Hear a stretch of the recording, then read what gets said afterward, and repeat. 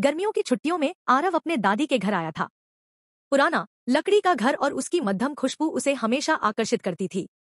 दादी ने कहा, आरव, ऊपर वाली अलमारी में कुछ पुराने बक्से रखे हैं, जरा साफ कर देना। आरव सीढ़ियों से ऊपर गया। कमरे में पुरानी किताबों और लकड़ी की अलमारी की गंध थी। अलमारी के ऊपर एक बड़ा, धूल से भरा बक्सा रखा था। उसने धीरे से बक्सा नीचे उतारा। बक्से पर लाल रंग की पट्टी बंधी थी और ऊपर 1947 लिखा था। आरव ने बक्सा खोला। उसमें कुछ पुराने खत, पीले पड़ चुके फोटो और सुनहरी चाबी निकली। आरव की आंखें चमक उठीं। उसने सोचा, यह किस चीज की चाबी होगी। आरव भागकर नीचे गया और दादी से पूछा, दादी, यह किस चीज की चाबी है? दादी ने चाबी देखते ही चुप्पी साध ली। उनकी आंखों में नमी आ गई। उन्होंने धीरे से कहा, बेटा, यह तुम्हारे परदादा की तिजोरी की चाबी है।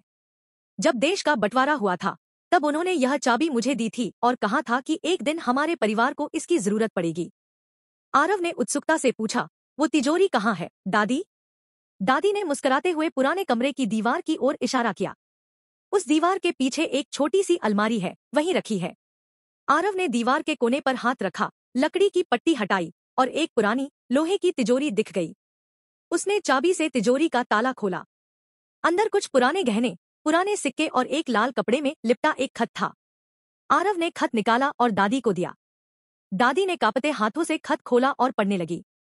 उसमें लिखा था, प्रिय परिवार, अगर यह खत कभी तुम तक पहुंचे तो जान लेना कि यह सब तुम्हारे लिए है।